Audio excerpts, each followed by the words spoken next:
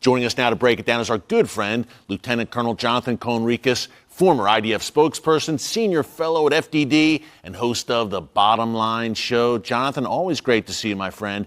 Hey, it seems that Trump and Bibi are very much on the same page when it comes to stopping a nuclear Iran. Maximum pressure is back on the table, thankfully.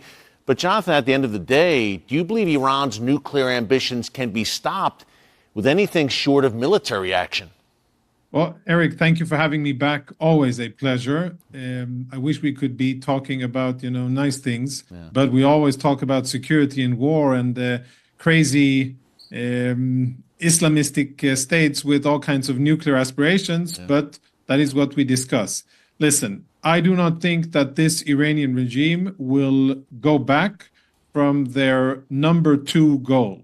Their number 1 goal is to stay in power and continue to oppress the Iranian people. That's always the number 1 goal of any totalitarian regime. And the number 2 goal is to acquire nuclear military capabilities.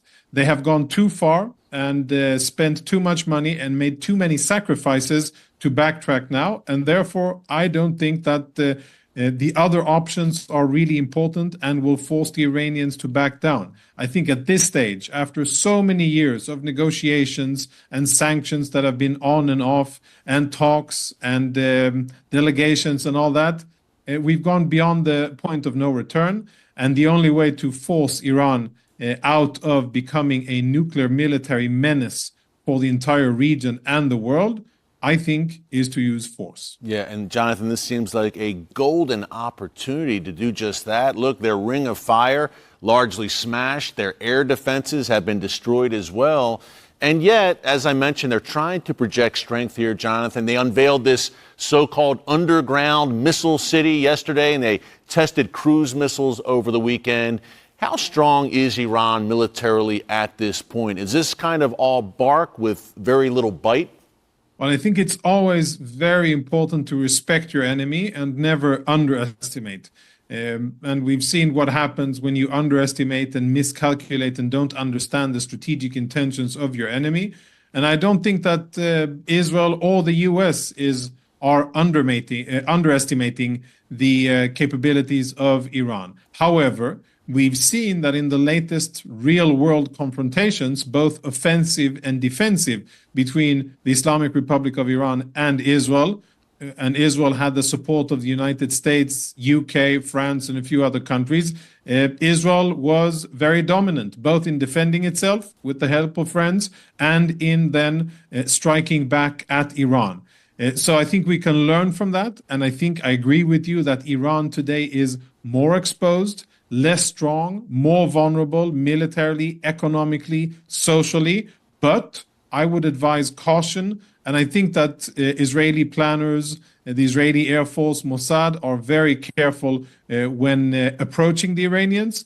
Careful, but resolute. Yeah. Well said, Jonathan. Do you think now that its terror proxies are in dire straits, Hezbollah, Hamas weakened, of course, Assad collapses in Syria, do you see a scenario here, Jonathan, where Iran possibly tries to draw closer to nation states, Russia, China? Is that in the cards, perhaps, as they try to cling on to power?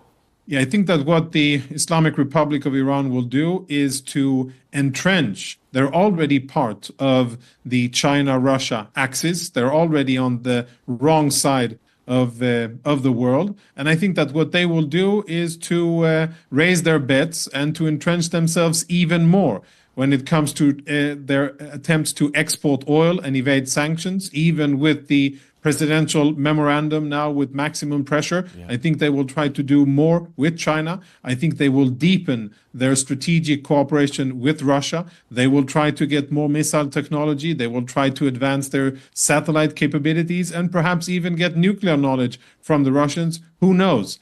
Bottom line, I think it's pretty clear when you zoom out and you look at the globe from the moon, you can see that there's basically 2 camps. One is led by the US, and Israel and Saudi Arabia and many Sunni countries in the Middle East are on that side.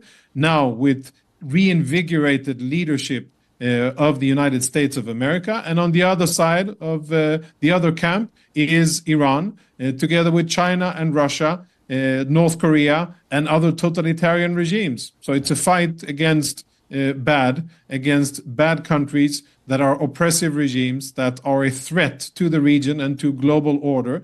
That's how I see it. And Israel happens to be, not by chance, together with the U.S., fighting against those. Yeah, Jonathan, great breakdown as always, my friend. The battle lines have been drawn. There's really no gray areas here. It's good and evil.